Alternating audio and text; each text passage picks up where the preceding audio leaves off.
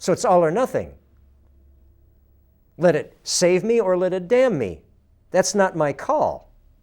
I'm going to just follow that trail of crumbs through that enchanted AMOR forest and joyously release, as we were talking with Manny Ramirez and Tiger Woods and these great athletes, just joyously release to where that gushing AMOR heart is taking me.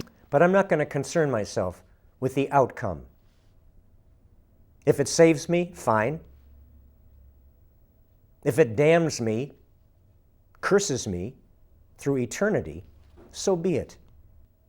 As Manny says, sometimes he gets me, sometimes I get him. Sometimes I strike out, sometimes I hit a game-winning home run. Well, it's the same with us. I've been describing a few of my strikeouts, if you want to call them that, in my AMOR journey.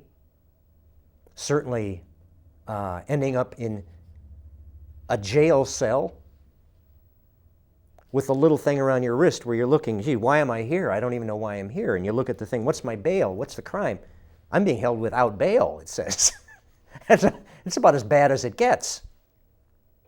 That's a strikeout, you could say, a severe setback.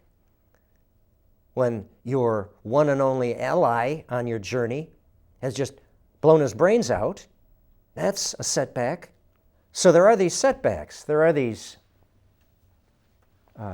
more than setbacks, where it looks like fade to black. The story's over. You lost. You're damned. You just threw your life, your one precious life, away. But the story's not over, it turns out. Romeo and Juliet. Now, we could say that's a tragic conclusion. We shouldn't use them as our role models, but they were like Gottfried. They made a choice. They said, we are going to follow our heart no matter what. And they had their moments of off-the-chart ecstasy. They had this relationship, this union. You could say, yeah, it was very fleeting. But in AMOR, there's a timelessness, and as we said, these moments of off-the-chart, heart-gushing rejoicing, that is eternal life. And it's very similar to our friend Stanislav Grof that we referred to many, many sessions ago, who did the research on dying cancer patients. And when the oxygen's cut off to the brain in those last few moments of consciousness, time gets distorted where a moment can be a lifetime.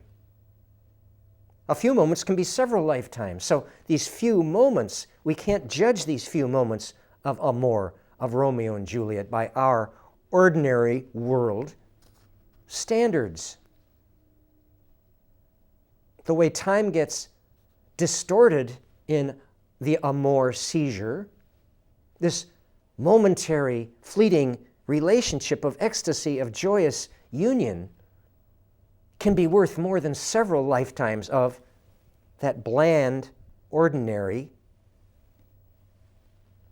bliss, he calls it, but which is a very lukewarm bliss compared to the bliss of AMOR. There's a wonderful author, Gabriel Garcia Marquez.